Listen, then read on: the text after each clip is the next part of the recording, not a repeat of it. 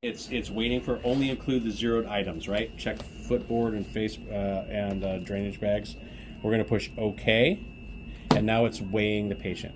Okay, so it's not weighing the mattress, it's not weighing the sheets, it's not weighing the pillows, it's not weighing that SCD pump. So there's her kilogram weight, right? And then if you push the toggle, that's your toggle weight. Okay, so as soon as I let go of it, it will go back to kilograms, right? For safety features.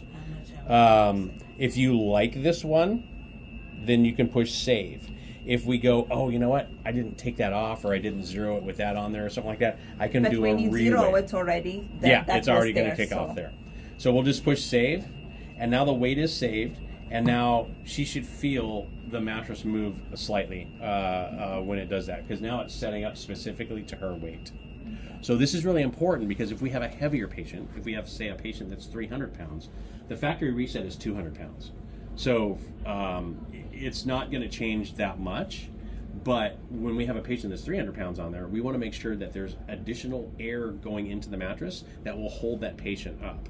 Vice versa, if I have someone who weighs like 100 pounds come on here, and we don't take their weight, it's going to go back to that factory reset, and it's going to be back to 200 pounds, and this mattress is going to be very firm for them. Okay, so we want to make sure that it's like that. In addition, the patient also has this ability, so they can firm up or soften the mattress within the Their comfort. Exactly. So it's not going to change the therapeutic value. It's just going to give them a slight inflate or deflate. And then in addition, you guys also have the ability here, go to the surface level, and you can go to the comfort level, and I can actually increase the firmness up here.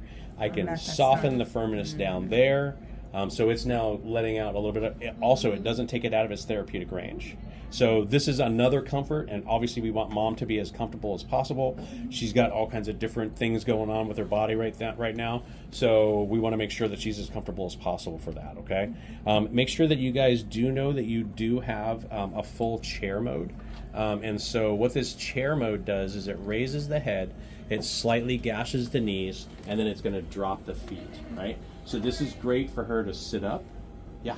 Before we moved on about the Yeah. weight, so let's say we forgot to zero it before we transfer. Sure. Do we know how much the bed and Generally, the as weight, long so we as can you minus guys it? have, as long as you guys have the same stuff on there Yeah. each time, Yeah. which I'm sure your we use the same EVS thing. does, right? A pillow, sheet, chuck. Yeah.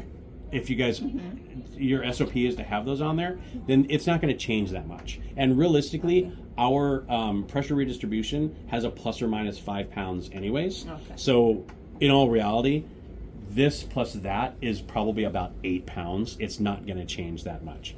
It's when it becomes 150 pounds to 200 pounds or 100 pounds to 300 pounds. Yeah, that's a big change. Thank you. Yeah, absolutely. No, good question. So this is really great for mom right here. If she feels like this is too much for her there, we can always put it into reverse trend to relieve some of that pressure as well. So this is really nice, really comfortable bed, right? There you go. I know, right? She's about to fall asleep. So really, really nice. Again, if this were my patient, I would shrink up the footboard so that the footboard is closer to her, so she's not digging her heels in to move herself up. Midget stage. Yeah. Also, these handles right here, so if you reach up here and you need to pull yourself up, you can go ahead and grab those and pull yourself up a little bit more. What we're trying to make sure that she doesn't do, and what happens at the most often postpartum pressure wounds happen when they're pushing up with their heels, right? They're trying to get that comfortable feeling to push up. And so I know this, my wife actually got a pressure wound in a postpartum unit. And so, and it was during COVID. And so they had minimal staff on and all this, and they literally had the wrong bed in the room. And so she was actually in the labor and delivery bed for like 2 hours after. They didn't have another bed for it. It was a long big thing. But so that was one of the things. Yeah, that was one of the things that I noticed. She couldn't get comfortable, so she kept pushing up with her heels. And anytime I was out of the room, she would do that. And like 3 weeks later, were like, "What is that on your heel?" I was like, "Is that a pressure wound?" I was like, "No way!" So yeah, like I'm in the business. Maybe come up with this. Yeah. solution. So luckily, this area right here is really soft and floaty, so you can see her heels are actually floating right there on that. Now, if she wants to get up and go to the bathroom, obviously we would want the bed in its lowest position, right? But in the chair mode, we still have that gash on the knees right there. And so that is going to be difficult for her to get out of bed. So if we did want her to get up, the nice thing is that we put it on their hand thing. This is their side egress assist, right? And so what this does is it brings the head of the bed up, it brings the feet back up, and then it lowers the knees all at once. So it makes it much easier for them to get out of bed. They can use this handrail to kind of help them spin around. And then once it's all the way down there, it's way easier for her to get out of the bed. And this is called a stand assist button. Yeah. That Yeah. made me feel crunched.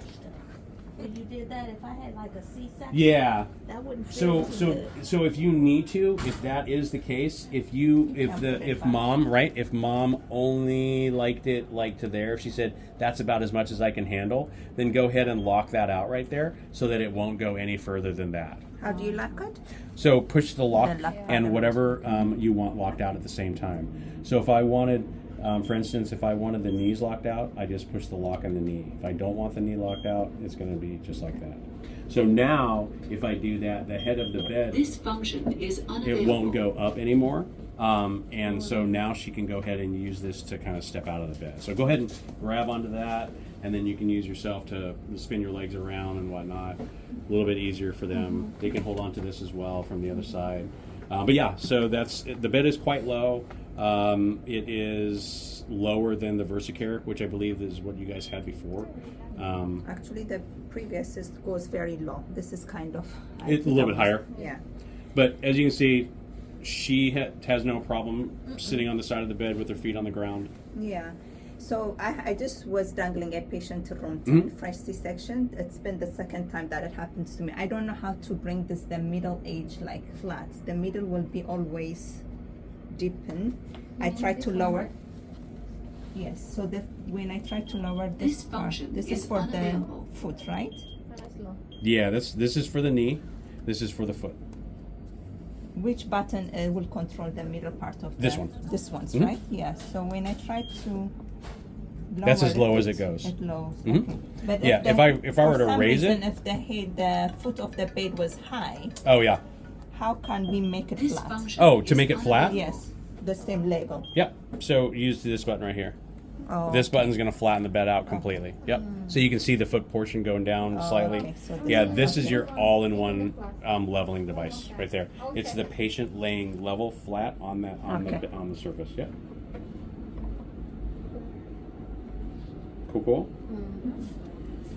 And then you guys have you guys know that you have your little charger USB port right here. So right underneath here, they plug in from this way. That is a USB port, so they can charge their phones, so they don't have to plug it into the head walls and whatnot, and then it falls down, right?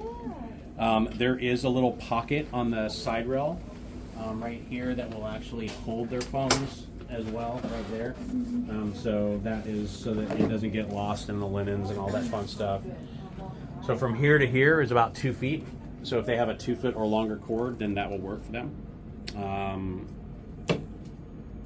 The lights right here will only illuminate when the patient gets out of bed. They stay illuminated for, I think, like 5 minutes or something like that. And what that's there for is so that if I go use the restroom and then I come back, I know exactly where to stand, right? So I know exactly where to grab onto.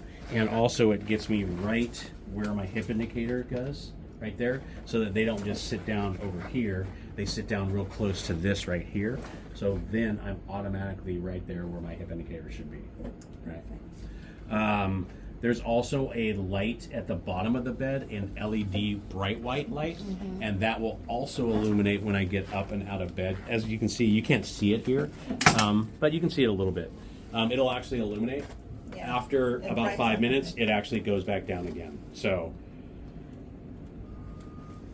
let's see. Oh, on her side, you have two auxiliary plugs that you can plug your STD pump or wound vacs in.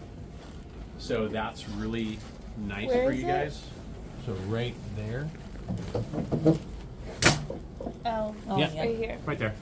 So that you don't have to run the length of the bed for your plugs. Yeah, you've got two plugs right there. Yep. I would know